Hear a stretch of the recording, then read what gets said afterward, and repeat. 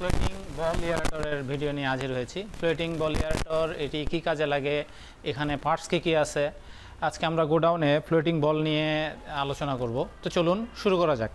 তো আপনারা এখানে দেখতে পাচ্ছেন আমাদের সামনে ফ্লোটিং বল এয়ারেটর আছে। ফ্লোটিং বল এয়ারেটর এরকম তিনটি ফ্লুটের মাধ্যমে বা বলের মাধ্যমে, এটাকে বল হিসেবে আমরা গণ্য করি, বলের মাধ্যমে এটি ভেসে থাকে। তো এটির সাথে এই ধরনের তিনটি হ্যান্ডেল থাকবে। হ্যান্ডেলগুলো জাস্ট আপনি এটি খুলে এখানে বসিয়ে দিবেন এবং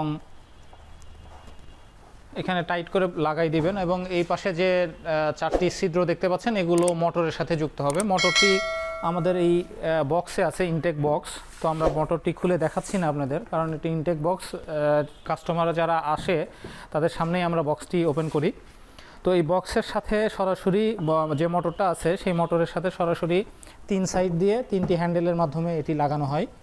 আর মাঝখানে এই পাখাটি একটু ভালোভাবে লক্ষ্য করুন। সাধারণ যে পাখাটা থাকে, দুই ধরনের পাখা হয়, আপনারা এটি লক্ষ্য রাখলে একটু বুঝতে পারবেন যে নর্মালি এটাকে বলা হয় নর্মাল ইম্পেলার, আর এটি হলো সুপার ইম্পেলার। সুপার ইম্পেলারের সুবিধা হলো যে সুপার ইম্পেলারে আপনার ঢেউ ভালো হয়, বেশি হয়, অক্সিজেন প্রোডাকশন ক্ষমতাটা একটু বাড়ে। কারণ আপনারা সুপার এয়ারেটরের নাম শুনেই থাকবেন।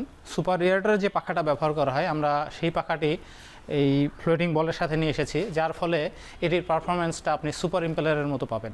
আর আপনি যদি এই নর্মাল পাখা ইম্পেলার নেন তাহলে কিন্তু পারফরমেন্সটা এত ভালো আসে না। তো যে কারণেই সুপার ইম্পেলার এয়ারেটরটার যে পাখাটা আমরা এই ফ্লোটিং বলের সাথে নিয়ে এসেছি। তো আমরা জেনে নিই ফ্লোটিং বল এয়ারেটরটা আসলে কতটুকু অক্সিজেন প্রডিউস করে বা কত জায়গায় আপনি দিতে পারবেন। ফ্লোটিং বল এয়ারেটর এটি আপনার ঘন্টায় 2.5 থেকে 3 কেজি অক্সিজেন প্রডিউস করে।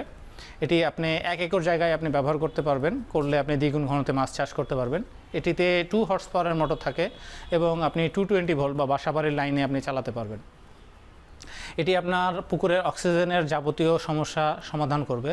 আর সাধারণত পুকুরে আপনার অক্সিজেন সমস্যা যদি সমাধান হয় তাহলে বাকি যে প্রবলেমগুলো থাকে সেই প্রবলেমগুলো দূর হয়ে যায়। যেমন মাছ খাবার ঠিকমতো খাবে, মাছ ছোটাছুটি ঠিকমতো করবে, মাছ সঠিক সময়ে মার্কেটেবল সাইজে আসবে, মাছের অন্যান্য রোগ ব্যাধি কম হবে, অন্যান্য আনওয়ান্টেড গ্যাস কম ফর্ম করবে।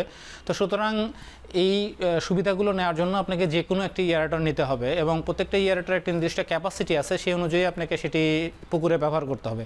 আপনি যদি ক্যাপাসিটির বাইরে ব্যবহার করেন তাহলে কিন্তু আপনি রেজাল্ট পাবেন না।